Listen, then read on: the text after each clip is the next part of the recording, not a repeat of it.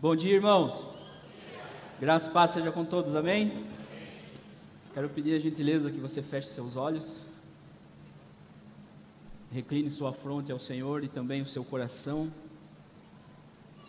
Nós vamos fazer uma oração ao Senhor.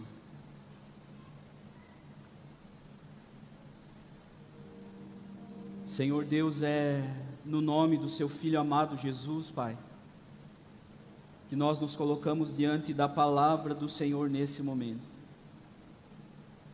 Pai amado, que o Teu Espírito Santo, Ele continue nos guiando a toda a verdade, Senhor.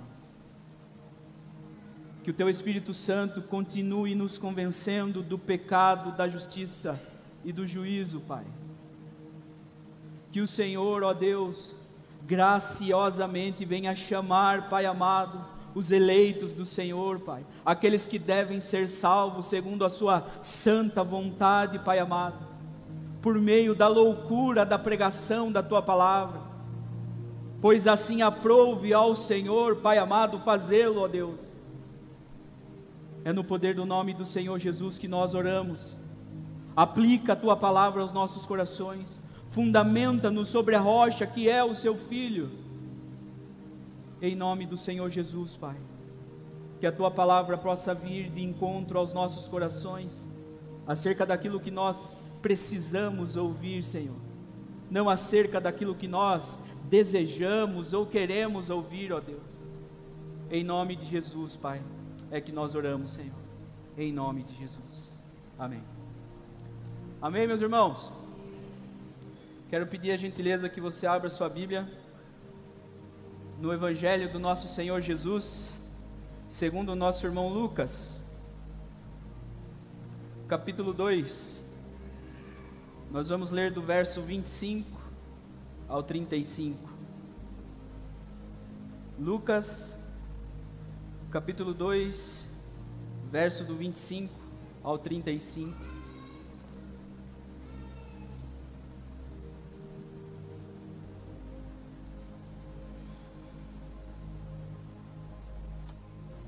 está escrita assim a santa palavra de Deus. Em Jerusalém havia um homem chamado Simeão. Esse homem era justo e piedoso e esperava a consolação, a salvação de Israel. E o Espírito Santo estava sobre ele. E ele tinha recebido uma revelação do Espírito Santo de que não morreria antes de ver o Cristo do Senhor. Movido pelo Espírito Santo, ele foi ao templo. Quando os pais trouxeram o menino Jesus para fazerem com ele o que a lei ordenava, Simeão o tomou nos braços e louvou a Deus, dizendo: agora, Senhor, podes despedir em paz o teu servo segundo a tua palavra, porque os meus olhos já viram a tua salvação, a qual preparaste diante de todos os povos, luz para a revelação aos gentios e glória do teu povo de Israel. E o pai e a mãe do menino estavam admirados com o que se dizia a respeito dele. Simeão os abençoou e disse a Maria, mãe do menino: eis que este menino está destinado tanto para a ruína, quanto para a elevação de muitos em Israel, e para ser alvo de contradição, para que se manifestem os pensamentos de muitos corações. Quanto a você, Maria, uma espada atravessará a sua alma. Amém? Queridos, vamos entender o que o Senhor quer tratar aos nossos corações acerca desse texto. Antes de iniciarmos a exposição do texto, gostaria de fazer uma rápida contextualização, como sempre. O texto ele está nos narrando que José e Maria, eles vão ao templo apresentar o Senhor Jesus, o bebê, o menino recém-nascido, para cumprir a lei de Moisés, conforme nós podemos encontrar lá em Levíticos no capítulo 12. Levíticos no capítulo 12 há uma instrução para as mães que acabaram de ter os seus filhos. Precisavam se purificar por 7 dias. No 8º dia levava o menino para ser circuncidado. Depois esperava mais 33 dias e retornava ao templo para apresentar, consagrar o menino e oferecer ofertas ao Senhor. E José e Maria estavam então aqui cumprindo a lei do Senhor. O menino já havia sido circuncidado. Já se passara os 33 dias e eles retornam ao templo, então para oferecer as ofertas e apresentar o menino ao Senhor, consagrar o menino ao Senhor. E é muito interessante, e eu quero chamar a sua atenção para isso, que o apóstolo Paulo vai falar aos Gálatas que o Senhor Jesus nasceu sob a lei para resgatar os que estavam sob a lei. Gálatas capítulo 4, versículo 4 e 5 está escrito assim: quando chegou a plenitude do tempo, ou seja, o tempo certo, o kairós de Deus, o tempo em que o Senhor Jesus iria esvaziar-se de si mesmo e se fazer carne e habitar entre nós, Deus enviou o seu Filho, nascido de mulher, nascido sob a lei, para resgatar os que estavam sob a lei, a fim de que recebêssemos a adoção de filhos. E Jesus também nós podemos ver durante o seu ministério, inclusive lá em Mateus 5,17, ele vai falar que ele não veio para revogar a lei, mas ele veio para cumprir a lei de Moisés. E Jesus, ele cumpre a lei justamente para nos resgatar da maldição da lei. Porque o próprio Paulo vai ensinar que a lei serve para demonstrar o nosso pecado. E veja o que Paulo vai falar aos Gálatas, quando ele fala que o Senhor Jesus veio para nos resgatar da maldição da lei. Lá em Gálatas, no capítulo 3, verso 13, está escrito: Cristo nos resgatou da maldição da lei, fazendo-se Ele próprio maldição em nosso lugar. E então o Senhor Jesus, ele inaugura uma nova aliança. O Senhor Jesus inaugura um novo tempo, e nós vivemos nesse tempo. Mas voltando aqui ao assunto, José e Maria chegam lá no templo para realizar ali as ordenanças da lei, e são surpreendidos por um homem chamado Simeão. Simeão os aborda ali no templo, e no texto que lemos, nós temos o relato das palavras de Simeão, quando ele toma um menino no braço, e é sobre esse texto que nós vamos falar esta manhã. E eu gostaria de destacar aqui alguns pontos para você, em relação a esse texto que nós lemos. O primeiro ponto que eu gostaria de destacar e chamar a sua atenção para isso, é a descrição que o texto faz de Simeão. Porque veja que interessante, antes desse texto e depois desse texto não se ouve mais falar sobre Simeão. Pouco se fala sobre Simeão, mas é interessante que esse texto faz uma descrição de Simeão. E é notório que o texto começa nos informando sobre o caráter de Simeão. A palavra vai nos falar que ele era um homem justo e piedoso, e que o Espírito Santo estava sobre ele. E é interessante o texto nos fazer essa descrição, porque o contexto desse texto é um contexto de profundo declínio espiritual. É um contexto de uma severa aridez espiritual. A nação de Israel, como você já sabe, estava debaixo do domínio do Império Romano. Havia tido 400 anos de silêncio profético, meus irmãos. O período intertestamentário, teologicamente nós chamamos esse período de período do segundo tempo. Havia um silêncio profético. Por 400 anos Deus não havia levantado um profeta para falar com a nação de Israel. E muitas coisas aconteceram nesse tempo. Várias nações subjugaram Israel. Havia um sincretismo religioso muito grande. A religião, irmão, estava corrompida. A religião estava em decadência. Os cargos no templo lá em Jerusalém eram comprados de forma corrupta. Eram negociados com o Império Romano. Quem tinha mais dinheiro podia fazer de alguém sacerdote no templo. Havia uma grande sequidão espiritual. E é interessante que o texto nos informa que Simeão era um homem justo, piedoso, e o Espírito Santo estava sobre ele. Veja que o texto não nos informa se Simeão, que estava lá no templo, se ele possuía algum cargo, se ele era sacerdote, se ele era descendente de alguma família. Veja que o texto não menciona nada sobre isso. O texto vai falar do caráter e que o Espírito de Deus estava sobre ele. Sabe o que nós podemos aprender com isso, irmão? Que ser cheio do Espírito Santo e ter uma vida de caráter importa muito mais do que o cargo que você tem. Importa muito mais do que as suas posições. Importa muito mais do que os seus diplomas. ser uma pessoa de caráter e ser cheio do Espírito Santo importa muito mais. E mesmo diante deste cenário desfavorável, Simeão é descrito desta forma. E não somente ele era alguém justo, piedoso, e o Espírito de Deus estava sobre ele, como também ele era alguém que tinha a sua esperança fundamentada na palavra de Deus, nas promessas de Deus e na direção do Espírito Santo, irmão. Eu faço uma pergunta para você: aonde a sua esperança está fundamentada? A sua esperança está fundamentada na palavra de Deus ou no cenário atual? A sua esperança está fundamentada nas promessas de Deus ou em quem é o presidente atual nesse país? Você está sendo direcionado pelo Espírito Santo ou por aquilo que os jornais estão dizendo? Nós precisamos se mover de acordo com o céu, querido, porque a nossa pátria não é aqui. Nós precisamos nos mover de acordo com as coisas eternas. Por isso, a palavra de Deus vai falar que nós precisamos fixar os nossos olhos no Senhor. Nós precisamos olhar para o alto, porque é de lá que vem o nosso socorro. Aonde os seus olhos estão fixos? Aonde está fundamentada, querido, a sua esperança?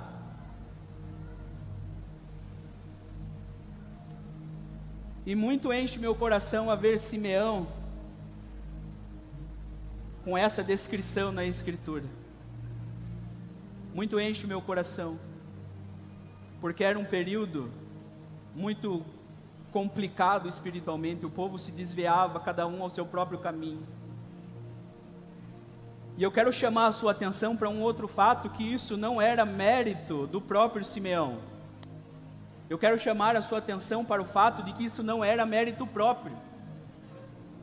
Era fruto da graça de Deus sobre a vida de Simeão. E eu explico para você o porquê. Porque a palavra de Deus é muito clara, dizendo que o Espírito de Deus estava sobre Simeão. Porque a palavra de Deus é muito clara, dizendo que ele havia recebido uma revelação do Espírito Santo. Ou seja, era uma ação direta de Deus, irmão. Era uma ação direta de Deus sobre a vida de Simeão. Sabe o que nós aprendemos com isso? E eu quero que você segure muito forte isso que eu vou falar. Se você é daqueles que gosta de anotar, anote isso. Sabe o que nós aprendemos com isso? Que o Senhor sempre conservará os seus em cada geração. Por mais que haja declínio espiritual, por mais que haja corrupção, não faltará corações queimando pelo Senhor. Não faltará, porque é o Senhor, irmão, porque é o Senhor quem sustenta, quem conserva os seus. Que eu e você sejamos encontrados dessa forma em nosso tempo. Que da nossa geração, eu e você possamos ser os Simeões e as Anas desta geração. Quando nós falamos que é o Senhor quem conserva os seus, nós estamos falando da doutrina da perseverança dos santos. Que em cada geração o Senhor conservará aqueles joelhos que não se dobrarão a Baal. O Espírito Santo estará sobre homens e mulheres que não se curvarão. Assim como o coração de Simeão, e depois do verso 35 vai falar sobre Ana, assim como o coração de Simeão e Ana queimaram pela primeira vinda do Senhor Jesus, porque era isso que eles aguardavam, diz o texto, a consolação de Israel. Deus havia prometido a Simeão que ele não morreria antes que os seus olhos vissem o Cristo, e o seu coração queimou por isso, irmão. Passou-se o tempo e o coração de Simeão continuou queimando por isso, e assim como o coração dele queimou pela primeira vinda do Senhor, que o nosso coração continue queimando pela segunda vinda do Senhor. Porque uma coisa é nós recebermos a promessa e sabermos disso, a outra coisa é nós nos mantermos constantes nessa promessa. Muitos lá no início, quando se encontraram com Jesus, os seus corações queimaram pela volta de Jesus. Mas com o passar do tempo, os seus corações foram se apagando. E talvez hoje ele já não crê mais da mesma forma como lá no início.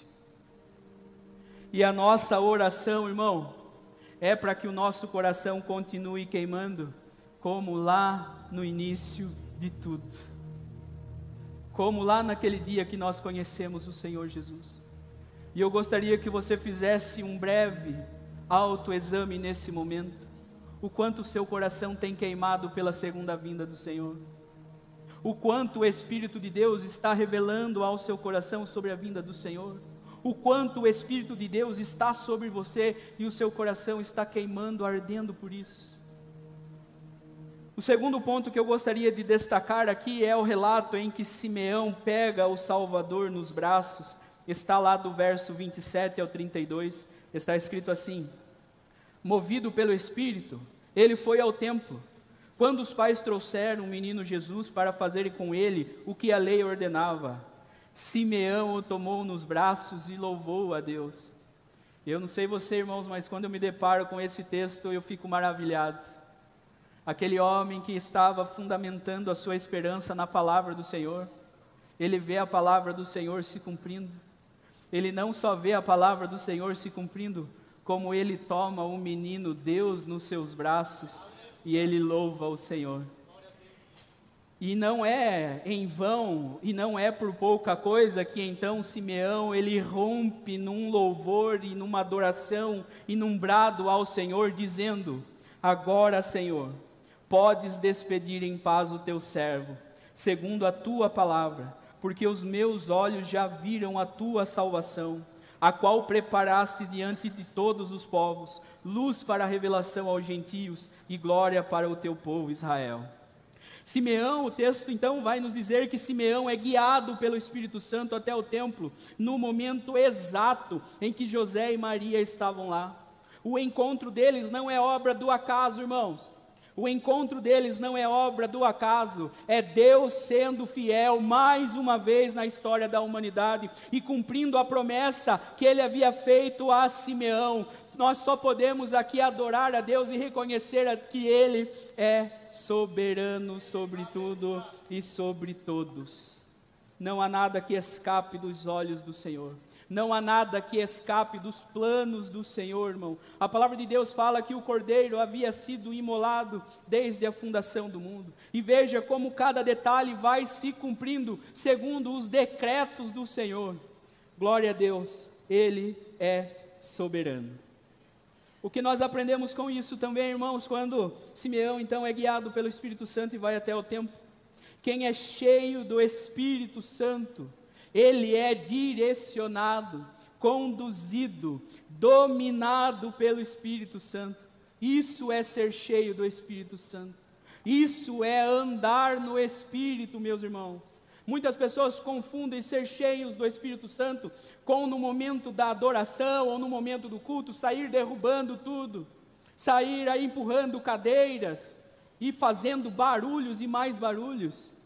Mas ser cheio do Espírito Santo é ser dominado, ser conduzido e ser direcionado pelo Espírito Santo. Isso é ser cheio do Espírito Santo.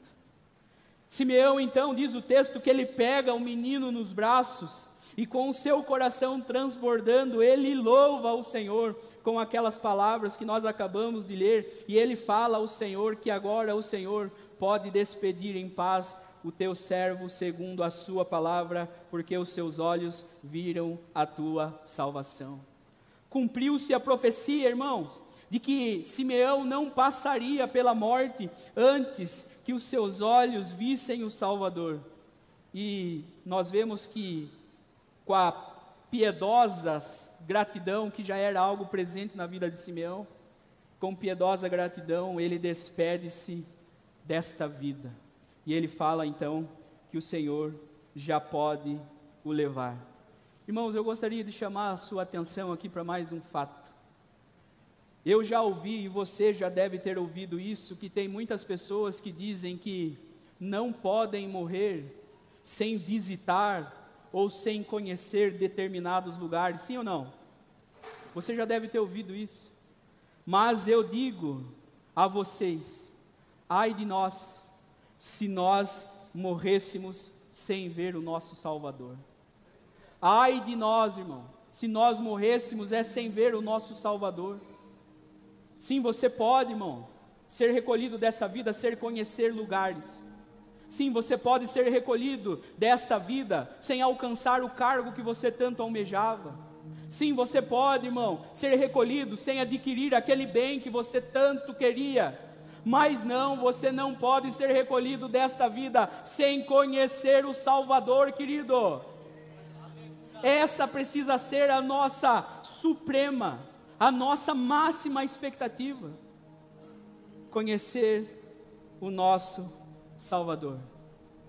Simeão reconheceu que o menino que ele tinha nos braços era o Salvador que veio trazer a redenção, a salvação de Deus a todos os povos, para ser luz para a revelação aos gentios e a glória para o povo de Israel.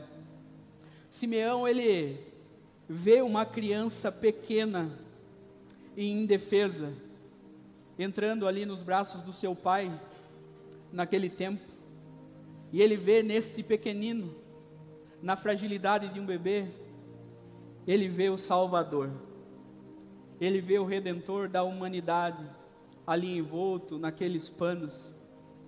E eu acho muito interessante, irmão, que ele vê, e eu quero chamar a sua atenção para isso, ele vê o que os doutores da lei que estão lá no templo não veem.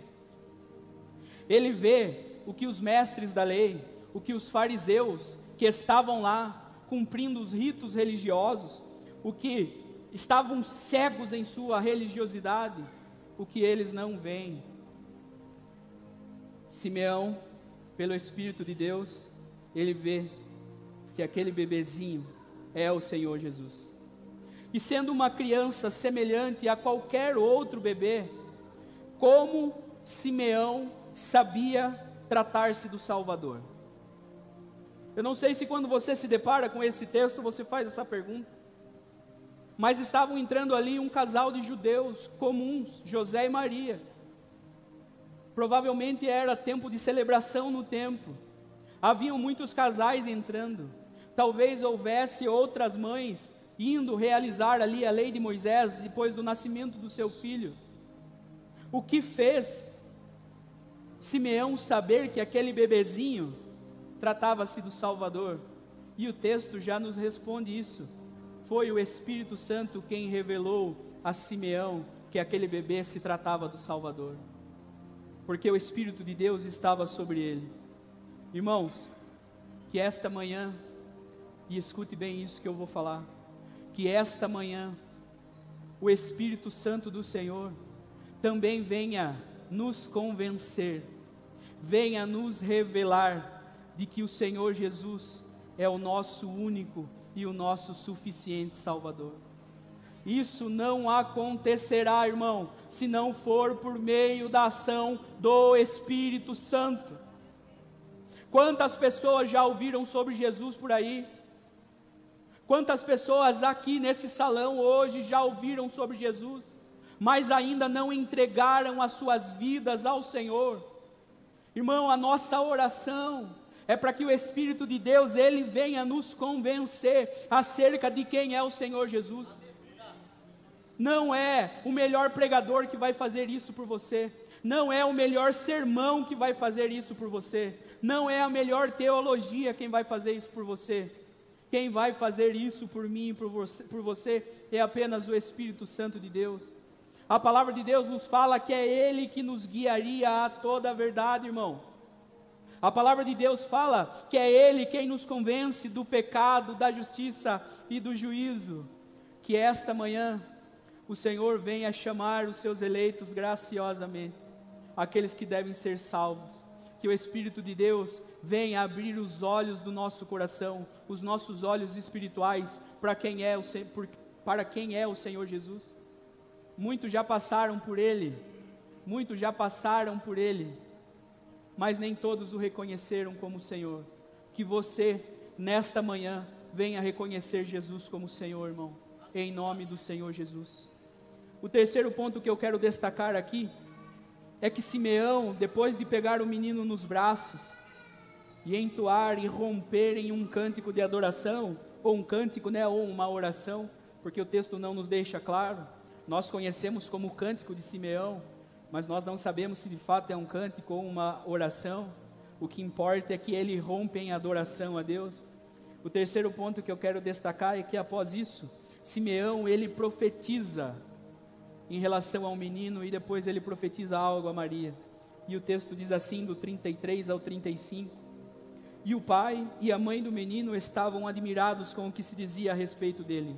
Simeão os abençoou e disse a Maria, mãe do menino: Eis que este menino está destinado tanto para a ruína, quanto para a elevação de muitos em Israel, e para ser alvo de contradição, para que se manifestem os pensamentos de muitos corações. Quanto a você, Maria, uma espada atravessará a sua alma. Irmão, eu fico maravilhado com a palavra de Deus, querido. Eu não sei você, mas a palavra de Deus, ela transborda o meu coração.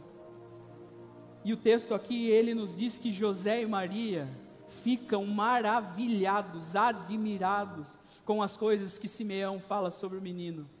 E eu quero chamar a sua atenção, não porque Simeão estava profetizando algo novo, não, porque Simeão só estava repetindo o que já estava lá nos profetas.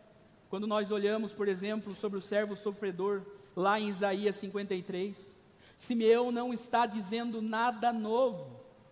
Simeão está profetizando, dizendo a palavra de Deus. Mas eles se surpreendem, eles ficam surpreendidos, porque um desconhecido, alguém que talvez nunca se ouvesse falar sobre ele, um desconhecido, possuísse tão profundo conhecimento a respeito de quem era o menino e o seu destino. Isso maravilha os seus pais. Isso chama a atenção dos seus pais, porque aquele homem que eles não conheciam, não era ninguém próximo da família, não era ninguém que eles haviam ouvido falar sobre, conhece tão profundamente o menino e sobre aquilo pelo que o menino iria passar. Simeão diz que o menino será motivo tanto de ruína, quanto para a elevação de muitos em Israel. E eu quero chamar a sua atenção, que até os dias de hoje, é assim. O Senhor ainda é motivo tanto de ruína, quanto para a elevação de muitos, e será até a sua segunda vinda. A humanidade, irmãos, desde o nascimento do Senhor Jesus, a humanidade se divide e continuará se dividindo diante dele, sim ou não?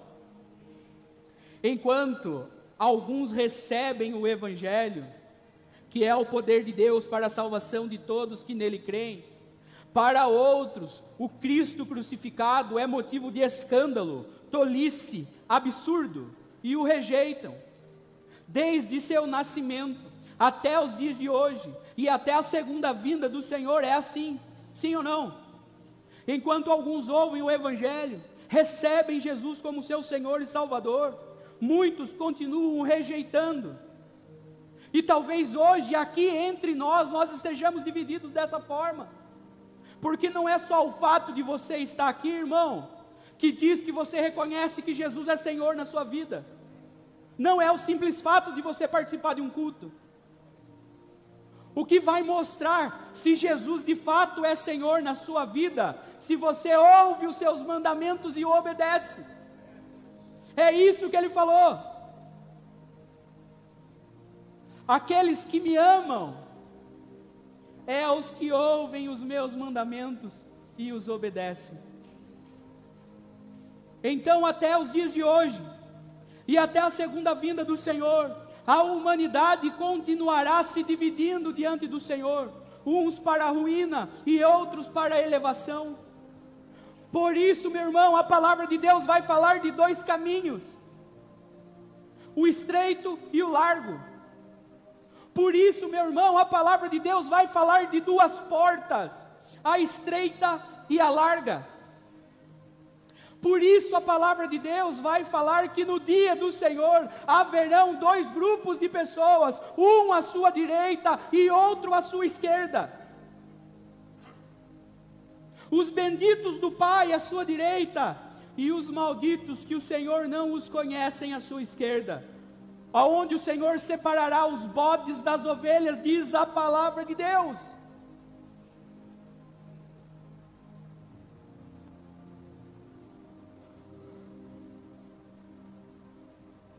Uma verdade então nós encontramos aqui, uma verdade nós encontramos nesse fato, de que ninguém pode permanecer neutro diante da pregação do Evangelho. Você está aqui hoje, irmão, você veio aqui hoje, você não pode ficar neutro diante da pregação do Evangelho. Ou você estará à direita, ou você estará à esquerda. Ou você optará por andar pelo caminho estreito, ou você optará por andar por caminho largo. Não há uma terceira via, não há atalhos. E diante disso, o Evangelho vai nos exigir uma resposta. Essa pregação vai exigir uma resposta de você hoje. Não há atalhos. E eu quero que você se atente a isso. Graciosamente, irmão. Graciosamente. Eu quero dizer algo para você.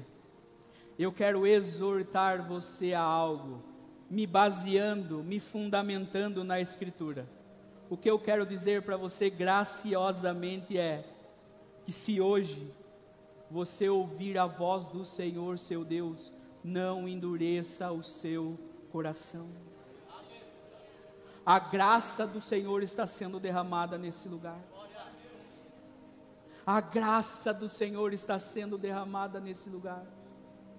Portanto, se hoje você ouvir a voz do Senhor seu Deus, não endureça o seu coração. Em nome do Senhor Jesus. E após Simeão, então, ele falar aqui para os pais do menino, que ele seria destinado tanto para a ruína, como para a elevação de muitos em Israel, e que ele também seria alvo de contradição, a palavra de Deus diz que isso era para que se manifestem os pensamentos de muitos corações. Veja que o fato da humanidade se dividir diante da pregação do Evangelho, veja que o fato da humanidade estar sempre em um lado ou em outro diante da pregação do Evangelho, a palavra de Deus fala que isso é para que se manifestem os pensamentos de muitos corações. E eu vou dar alguns exemplos para você. Como naquele dia em que Jesus foi preso, manifestou-se os pensamentos do coração de Judas Iscariotes. Como, por exemplo, nesse mesmo dia, como foi manifesto o pensamento do coração de Pedro, que o negou por 3 vezes. Como, por exemplo, foi expresso os pensamentos do coração dos apóstolos, que lá no Getsêmani saíram todos correndo e deixaram o Senhor Jesus sozinho para ser preso como um salteador. Para manifestar os pensamentos de muitos corações, como daquela multidão que muito provavelmente haviam comido pão e peixe quando Jesus multiplicou. Como daquela multidão que naquela semana, no início daquela semana, quando Jesus estava entrando na cidade, gritaram Hosana nas alturas, mas nesse dia gritaram em alto bom som, crucifica-o, soltem Barrabás, crucifica-o, para manifestar os pensamentos de muitos corações, como o meu e o seu, que talvez essa semana tenhamos o negado diante dos nossos amigos da faculdade, do trabalho, diante dos nossos vizinhos.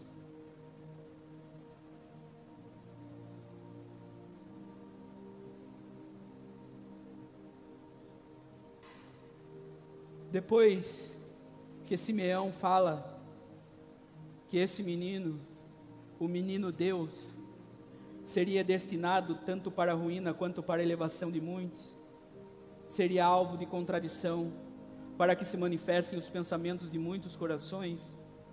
ele volta agora a sua mensagem, ele volta agora a sua palavra a Maria, mãe do menino, e ele fala que uma espada atravessará a sua alma. E nós bem sabemos que a espada que traspassaria a alma de Maria era a morte do menino, por meio de uma das mortes mais cruéis desse tempo, que era por crucificação. Esse foi o preço que Maria pagou por carregar o bendito Salvador em seu ventre. E é interessante que, se nós formos olhar a história de todos que andaram com Jesus, todos pagaram um preço. Ninguém ficou isento de pagar um preço. Inclusive Jesus, ele deixa isso muito claro. Ele fala que nós seríamos odiados por causa do seu nome. Ele fala que nós seríamos perseguidos por causa do seu nome. Ele fala que se nós quiséssemos segui-lo, é para nós tomarmos a nossa cruz, negarmos a nós mesmos e segui-lo. Só que muitos em nossa geração não estão dispostos a pagar um preço para segui-lo. Mas eu vou falar a verdade para você, querido. Não existe essa possibilidade de não pagarmos preço para segui-lo a Jesus. Eu quero deixar muito claro, nós não pagamos preço para a salvação, porque o preço é só Ele que poderia pagar, e Ele pagou lá na cruz. Isso está claro, irmão? A salvação não é por obras. Eu não estou falando de preço sendo pago para a salvação. Eu estou falando de preço sendo pago para seguir Jesus, para caminhar com Jesus. E se você espera um evangelho sem custo, se você espera um evangelho sem preço, ou se você espera um evangelho barato, como muitos têm pregado por aí, talvez você não esteja vendo o Cristo, o verdadeiro. Talvez o Espírito de Deus não te mostrou esse Cristo. Talvez alguns homens estejam te mostrando um outro Cristo. Talvez pregadores e profetas da nossa geração estão pregando para você um outro evangelho, como aquele que Paulo falou aos Gálatas.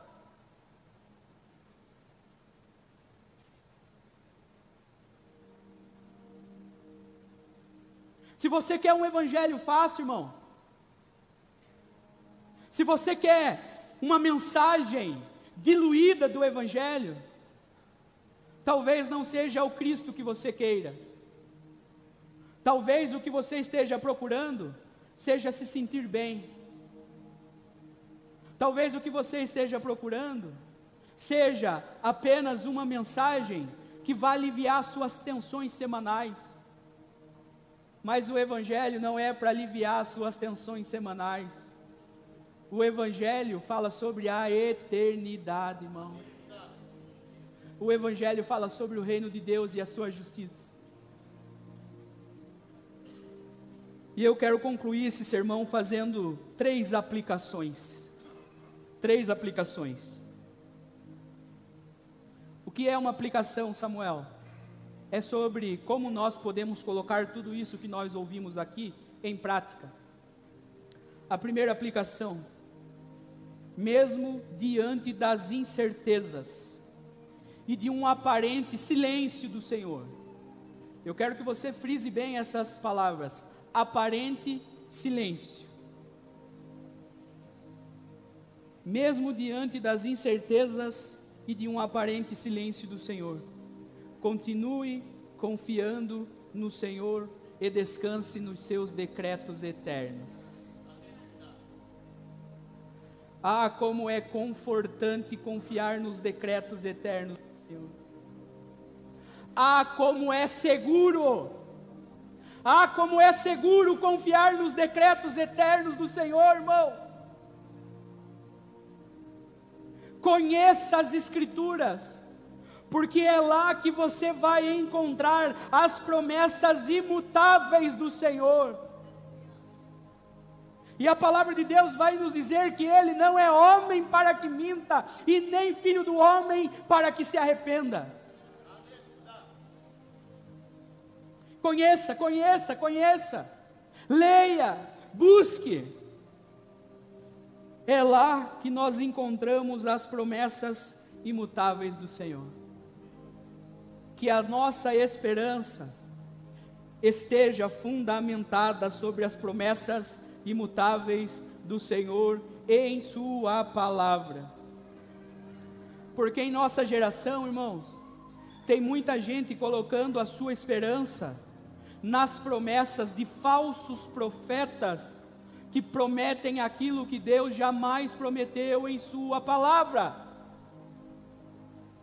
Hoje, irmão, tem um punhado de falso profeta prometendo aquilo que Deus nunca jamais prometeu em sua palavra. Eu e você precisamos conhecer as Escrituras, para que eu e você não depositemos a nossa esperança nessas falsas palavras, falsas profecias dos falsos profetas. Segundo ponto de aplicação: em cada geração, sempre haverá um remanescente do Senhor. Em cada geração, o Senhor preservará aqueles que são seus, mesmo em meio ao declínio espiritual, mesmo em meio a falsos profetas, a falsas profecias, mesmo quando a religião está em decadência, o Senhor sempre preservará os seus, por meio da ação do Espírito Santo. Não faltará corações queimando pelo Senhor, querido. E que nesta geração, esses corações sejam o meu e o seu. Que nesta geração, esses corações sejam o meu e o seu. Ah, meus irmãos, que o Espírito de Deus acenda o fogo do nosso coração.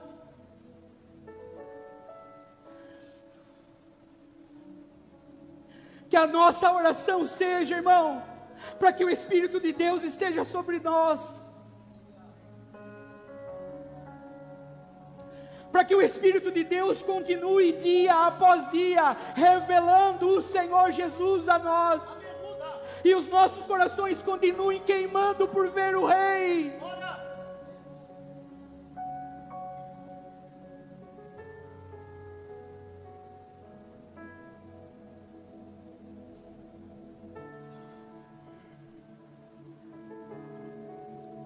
O terceiro ponto de aplicação, meu irmão: qual tem sido a sua resposta pessoal ao Evangelho? Qual tem sido a sua resposta pessoal ao Evangelho? Porque tem gente que se conecta a uma igreja, a uma instituição, porque ele acha muito interessante as ideias do cristianismo. Porque tem gente que gosta do que acontece aqui dentro, muitas atividades, é uma igreja viva que está se movendo. Mas eu quero dizer para você que o que tem que atrair você não é isso, irmão. O que precisa atrair você é a sua resposta pessoal ao Evangelho. Qual tem sido a sua resposta pessoal ao Evangelho? Você está à direita ou à esquerda? Você tem optado andar pelo caminho estreito ou pelo caminho largo?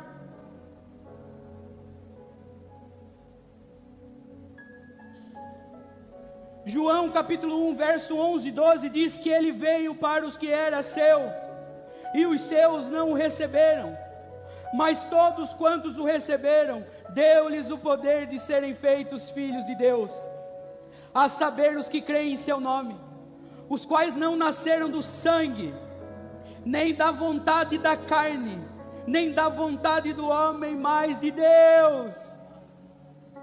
Veja que aqui de novo, a humanidade está se dividindo diante do Senhor. Ele veio para o que era seu, mas os seus não o receberam. Mas todos quanto receberam, deu-lhes o poder de serem feitos filhos de Deus. E eu finalizo com uma exortação graciosa ao seu coração. Se você ainda não recebeu Jesus como seu Salvador, que esta manhã o Espírito Santo possa te convencer do pecado, da justiça e do juízo.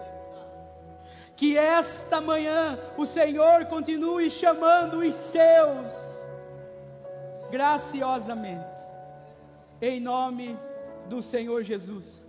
Deus abençoe, meus irmãos.